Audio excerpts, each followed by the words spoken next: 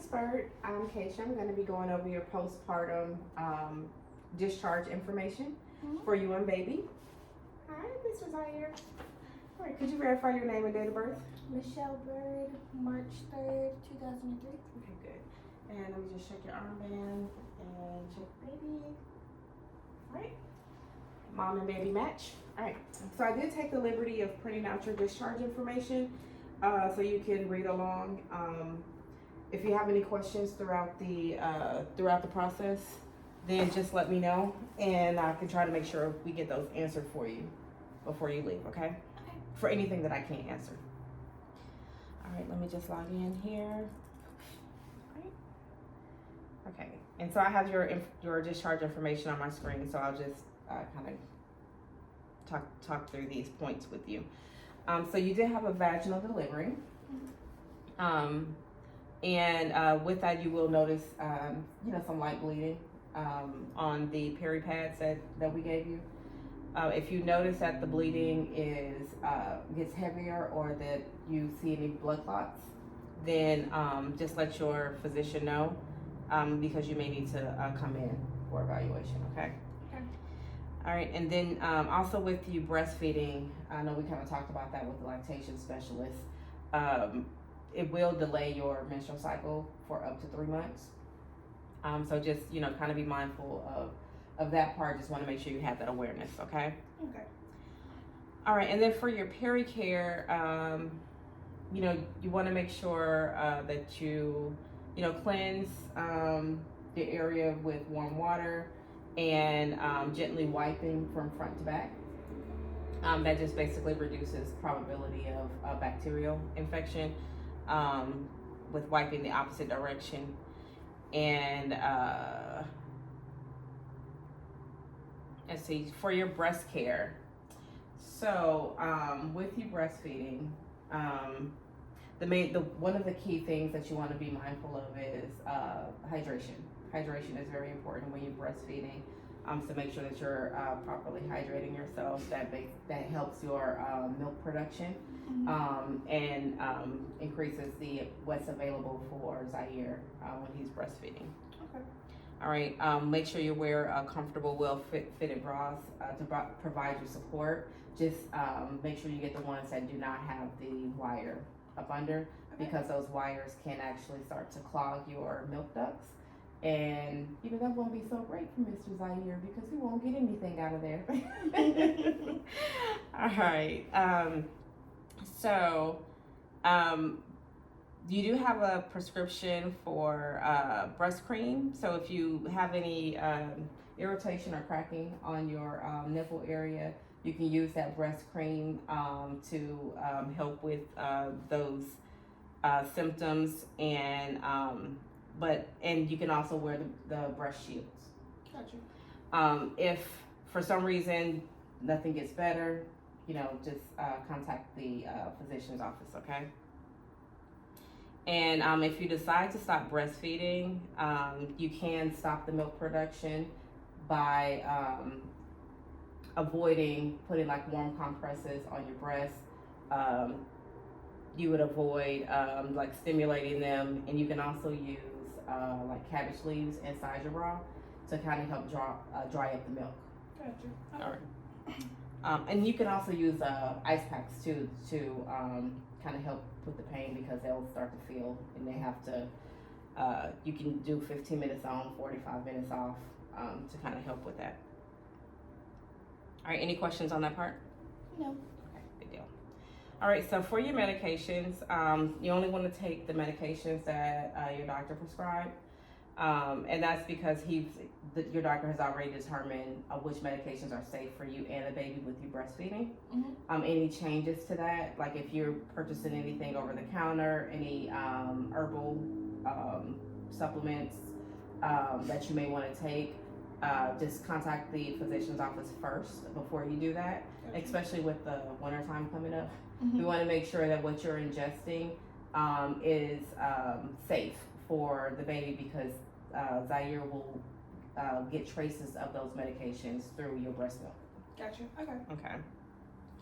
All right, and we can move on to activity. So Staying active is always great, and you want to try to get back active as quickly as possible. But you want to take some precautions with that. So you can do, non-strenuous exercise like walking, yoga. You can do Kegel exercises, which basically helps to strengthen the muscles in the pelvic area. And but you want to avoid like walking up a lot of stairs. So I know that you mentioned that you live on the 3rd floor. And so, this is where I'll say, like, maybe lean on your support system to kind of help, if you need to run some errands or, get out and get groceries, get the mail, anything. Just rely on your support system to kind of help with being able to go up and down those stairs, okay? Okay. And also just avoiding, lifting anything over 10 pounds, at least for the first, couple weeks, all right? So another thing around the activity, I'll just kind of have a brief conversation around sexual activity, and that's just primarily like some people like to look at sexual activity is a form of exercise, which is okay, but with that we do it is not recommended for you to engage in sexual activity at least for the first 6 weeks. That kind of allows your body to heal your perineum area with the incision that the suture that you have there from the tear during the vaginal delivery. It allows it to heal properly to prevent any kind of infection from sex because of skin tears and things of that nature. But when you do engage back into sexual activity, we highly recommend using condoms to prevent pregnancy and STIs. For any other forms of birth control, definitely contact your physician because most oral contraceptives are not safe for the baby while you're breastfeeding. So you want to make sure you have that conversation with your doctor about what options that you have there. Okay. Okay. All right. Definitely avoid driving for the first couple of weeks. And even at that rate, when you get ready to start back driving, if you feel any kind of dizziness, weakness, things of that nature, definitely hold off on driving for that time period and maybe rely on the support system to kind of help with your transportation needs at that time until you start feeling better. Right, and then so we kind of brushed on this a little bit, but the episiotomy care, that area between the vagina and the anus, that the surgeon had sutured up. You want to make sure that you keep that area as clean as possible to prevent any infection setting up there. So when you use the bathroom, you want to use the peri bottle. It's that clear bottle that has a tip on it. Yeah. Put some warm water in there. You can splash on that area, and then you can use some mild soap and water to gently wash the area from front to back. And dab dry it. Don't rub, because if you rub, you can cause tears, which will open up for infection. And also, if you do notice any pain or swelling in that area, you can use ice packs to kind of help with swelling. There's a topical anesthetic that is at your pharmacy that can be applied to reduce pain, or you can have a sitz bath in some shallow water. Okay.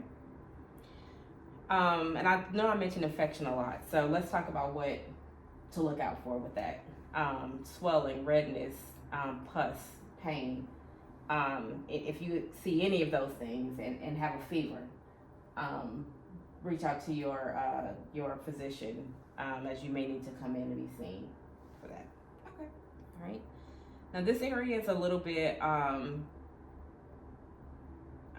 a sensitive topic when we talk about postpartum depression. Some of our moms have had depression after delivery of babies, and sometimes to be a little sad, it's okay. right? But this form of depression is a little bit more extensive, and it's really driven because of hormonal changes in your body. So now that you've delivered the baby, your hormones will start to change again, and so in the next coming weeks or months, you may notice some changes. So if you have any feelings of like the detachment, whether that's from detachment from the baby, your family, if you have extreme stress, sleep deprivation, and I'm not really talking about like you might be a little tired, right? Because this is all new and you have to get adjusted. But sleep deprivation is more on an extreme level, where no matter what you try to do, you just can't get any rest at all, right? You might be more have some aggression, mood swings, things of that nature. Reach out to your physician. He can kind of talk you through what you're experiencing and see what we can do to try to help. Okay. You'll want to return to your physician to have your checkup within the next 3 weeks. So since you delivered on the 14th, we scheduled your initial appointment with your physician on December 3rd, which is within that 3-week time period. But if you need to make any changes to that appointment, where you might not be able to attend, then reach out to the physician's office to reschedule. But just do your best to try to make sure that it's within that 3-week time period. Okay. And then last for your care is just I'm just gonna kind of go over a couple things that may require more immediate medical attention. So if you notice any of these symptoms, we want to make sure that you seek assistance immediately at the hospital, okay? If you have any large blood clots, heavy vaginal bleeding, foul odor that comes from the vagina, foul smelling drainage, redness in the perineum area, which that area that was sutured up from the delivery, any localized pain in your calves where it has like redness, warmth, like you'll be able to feel the warmth on that area. It will feel different from any other part of your skin. Any kind of burning pain, increased frequency when you go to urinate. And if, we talked about the postpartum depression, if you feel any feelings of wanting to harm yourself or harm the baby, that's also, we want you to make sure you seek immediate attention, okay? All right, do you have any questions on that section? No. All right, good deal. So let's go ahead and talk about baby Zaire, this little cute self. So we'll talk about the feeding first. So, newborns should consume about 20 to 30 grams of nutrition per day. And what that looks like for you would be approximately feeding him basically on demand, which is about every 2 to 3 hours. Okay. And that kind of ensures that he's getting the appropriate nutrition. Now you want to feed on each breast during your feedings, and when you switch to the next feeding, you want to start on the other breast. So if you start on the right breast on the first time, then the second time you want to start on the left breast. Okay. For his the next feeding. If you're using bottle feeds, the time frame is still the same, those same 2 to 3 hours, but you want to make sure that the milk is warmed to a moderate, like close to room temperature a little bit, but not too hot. And you want to test it on like the inside of your wrist area to make sure that it's not too hot. Okay. Okay. All right. So with Zaire feeding every 2 to 3 hours, he should, with the breast milk, he should have about 3 or more bowels per day and at least 6 wet diapers. Okay.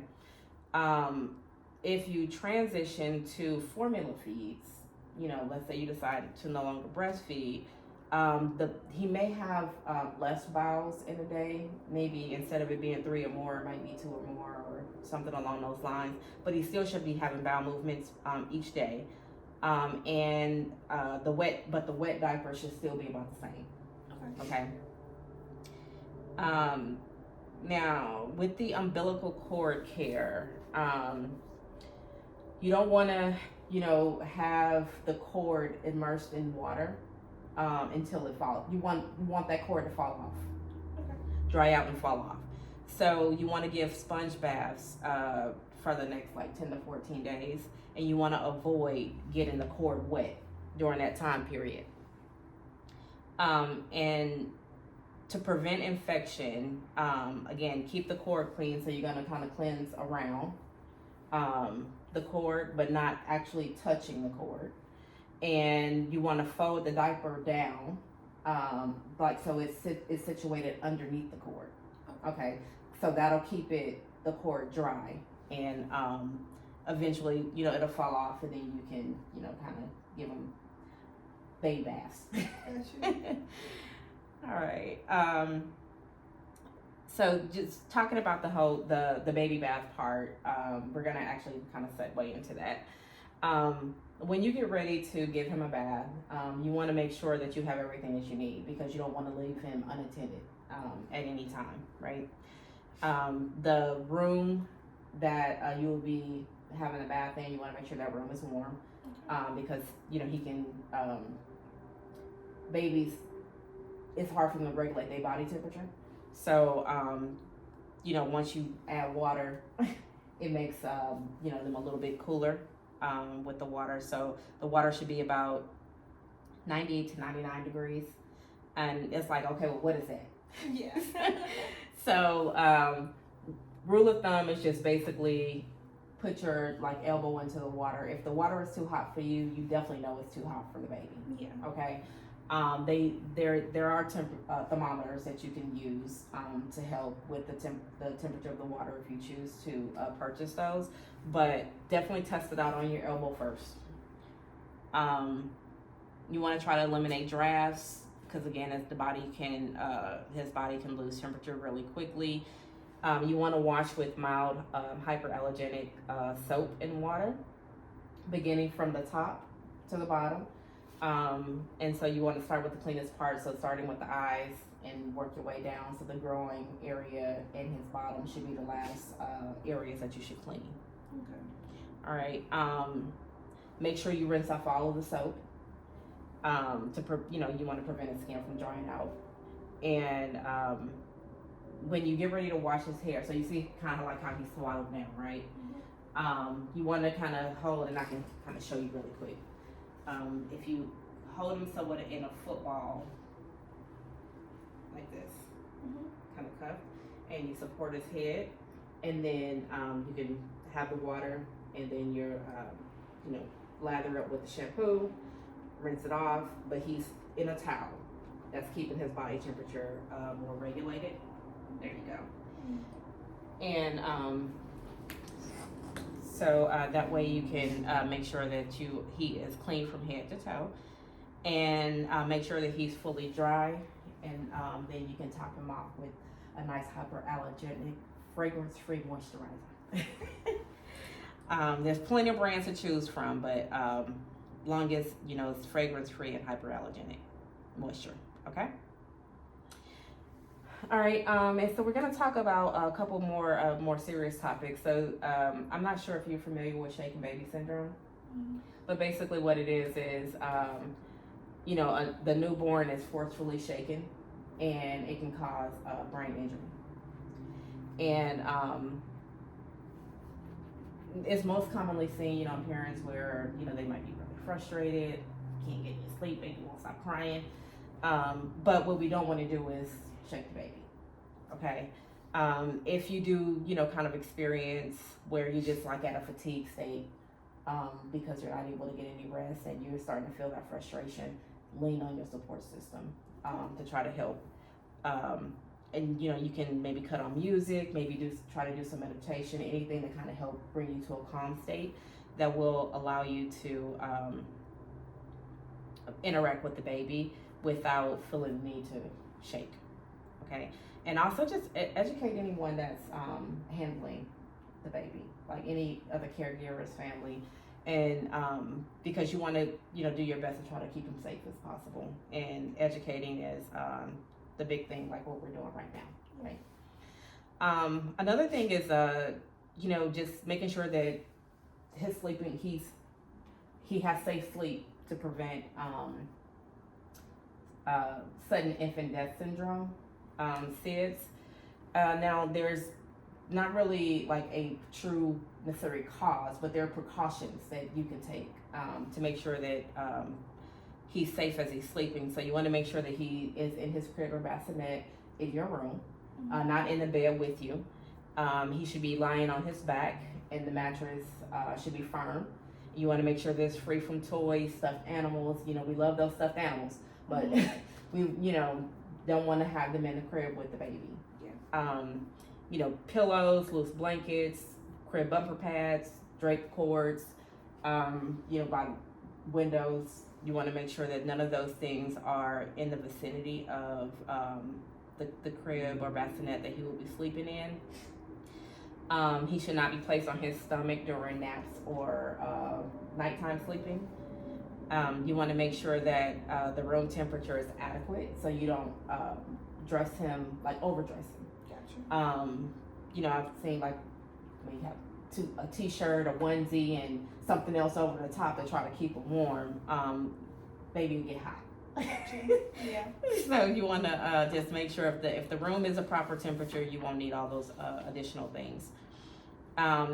One other key thing is just avoiding smoking in cars, in the home, anywhere else where he may like get secondhand smoke if someone else is smoking, because that can cause like respiratory concerns that can impact his breathing, which obviously then would impact the way that he sleeps at night. Gotcha. Okay. Any questions on that? No. All right. And so we'll talk a little bit about thermal regulation, which is like, normal and abnormal temperature. So with the baby's skin being thinner, as I mentioned before, it's hard for him to maintain his temperature, even if there's an environmental type of change. And so we want to do all we can to regulate that as possible, or have you do all you can to regulate that as possible to keep him from getting an illness from being too hot or too cold. Gotcha. So the normal body temperature for newborns is 97.7 to 99.5 degrees Fahrenheit. Anything outside of those numbers would be considered abnormal. Okay. So kind of what I mentioned before about making sure that he's dressed appropriately for the environment without adding too many layers would be very important. If he is cold, you can do skin to skin contact where he's in his pamper, laying on your chest. You have nothing on your chest, and you can maybe cover the outside of him with a blanket, but his skin is touching your skin. And so he's going to get that body heat from you. And when you're changing him, if the area that you're changing him in is cold, like a baby changing table, sometimes they're cold, just put a blanket over the top of it, and that'll keep that warm for him once he once he's placed onto the pad. Okay. And so also with checking his temperature, you want to use, there's two primary methods. The auxiliary method, which is, placing the thermometer up under the baby's arm, like in the little crease pocket there, and then placing his arm to his side. And that will, stay in that position until the thermometer goes off. And the other method is doing it through the rectum. If you do the rectum route, sometimes it's uncomfortable for babies. But make sure you use some petroleum jelly to make that easier for him. To relieve that pain or prevent the pain, shall I say. All right. So we have a couple more things to go through. So let's talk about newborn jaundice. So jaundice is like a yellowing of the skin and the eyes that's often seen in newborns. It is actually very common to see and it's basically where there's a high bilirubin level in the blood, and that is excreted from his body through him going to the bathroom, like through his feces, and urine. So the best way to prevent jaundice is through hydration. Okay, so he's getting his hydration through you. So the more that you're hydrated, the more he's hydrated, right? And so just make sure you could, keep that regimen that we mentioned earlier about the hydration, and that will promote him to, eliminate the bilirubin through his bowel. And if you do see that yellowish, it should go away within like a couple days to a week. But if it goes beyond that point, contact the physician. Right. And then circumcision. So he did receive a circumcision when he was right after delivery. And so with that, you just want to gently cleanse the site with warm water, no soap, just warm water with every diaper change. And you want to dab it dry. So up until he actually heals from the circumcision, you don't want to use wipes and you don't want to use soap. Okay. Then you can also, and that's just on that area, okay? You can apply a thin layer of petroleum jelly, and that will help prevent the diaper from sticking to his genitals, okay? Next, we're gonna talk about car seat safety. So to transport Zaire, you wanna use a approved rear-facing car seat. It's best to place it in the middle, the back seat in the middle. So it's kind of like away from the windows. There are some metal clips in the back seat that you would basically hook the car seat onto. He should be in this car seat till he's about 2 years old, or once he meets the height and weight requirements according to the manufacturer of that particular car seat. His head should be about 1 inch from the top, and you want to kind of avoid like dressing him in bulky clothes, like big coats and stuff like that. You could just put a blanket over him, if necessary, to keep him warm. But once you bring in the car seat, and I think you said your husband was going to bring the car seat up here. We can do a tutorial according to the manufacturer's instructions, and I can show you how to properly position it in the car. Okay. Next, we're going to talk about infection control. Just basically anybody that's touching Mr. Zaire, make sure they wash their hands thoroughly. Again, you want to keep his umbilical cord clean and dry. If anyone that's sick, you want to have them not handle the baby to avoid him getting sick. So if they have a cold, some kind of virus, diarrhea, like anything that's contractable, you definitely want to make sure that they're not holding him or in the proximity of him. And just always monitor for signs of infection, which we kind of went over some of those things, the swelling, pus, drainage, different things like that. You want to keep his airway clear, by using the bulb syringe. And you basically suction out his nose. Make sure that there's no small objects around that he can put in his mouth that can get lodged to obstruct his airway. But if anything does happen of that nature, then call 911 immediately. So they can come in and help make sure that they can remove the obstruction. Gotcha. Okay. So some signs and symptoms of infection. I kind of mentioned a couple of them. The moist red foul odor and kind of pus, around the umbilical cord. If his temperature is less than 97.9, that could be a sign of infection. Decreased responsiveness, a high-pitched cry, fast heart rate or breathing. You'll see his nasal flaring when he's breathing, or he may make some kind of grunting noise. Excuse me.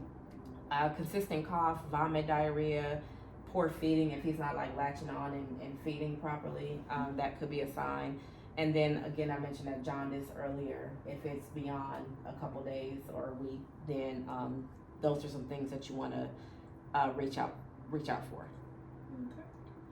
Okay. And like I mentioned before about you, as far as some key things around immediate medical attention. If you notice that again his temperature is below 97.9 or above 100.4, you have difficulty waking him up. We talked about the breathing where he may be flaring out his nose. If his vomiting is like forceful, like it's protruding out, or a lot of diarrhea. If he's not ingesting any food, if he has any bleeding. So, I kind of mentioned all these things before throughout our this teaching for the discharge instruction. So just keep those things in mind. But one other key thing is if his hands, feet, or lips are blue. It's a condition called cyanosis, which means that he's not getting enough oxygen. You want to definitely look out for that. Okay. And then the last thing is his follow-up appointment. So he should be examined by the pediatrician 2 to 3 days after discharge. And we can help you set up that appointment. After his initial well check, he'll continue to have well checks starting at 1 month, 2 months, 4 months, then 6 months. And then it'll kind of go every 3 months up until he reaches about 18 months. And then it's like almost every 6 months to a year after that. Okay. In that time period, for each of those well checks, there's some of those will require for him to have immunizations.